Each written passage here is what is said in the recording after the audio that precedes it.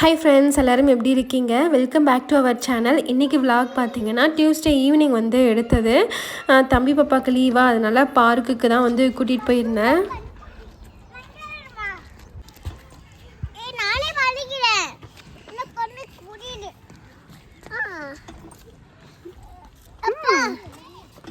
தூக்கு தூக்கு தூக்கு, நல்லா தூக்கு.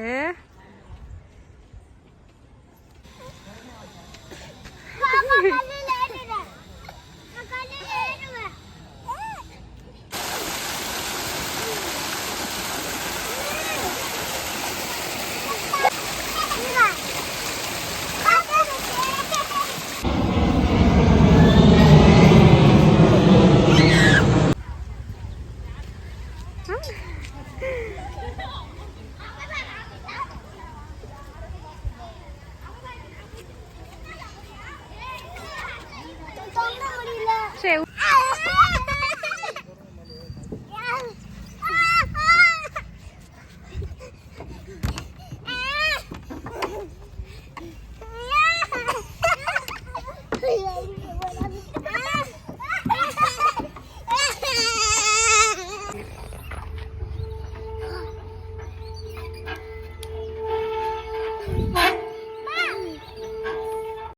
இது வந்து எவ்வளோ ஹைட்டாக இருக்குது. ஆனால் இது மேலே ஏறாத பாப்பான்னு சொன்னால் கேட்க மாட்றா. அது மேலே தான் ஏறா. எனக்கே பயமாக தான் இருக்குது.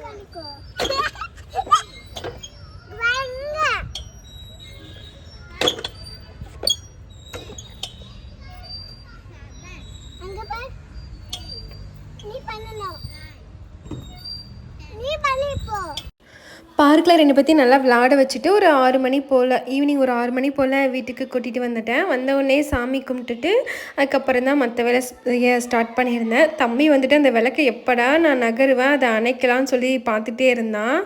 அதுக்கப்புறம் இன்றைக்கி வந்து பூரி, அது கூடவே உருளைக்கிழங்கு மசாலா தான் பண்ணியிருந்தேன்.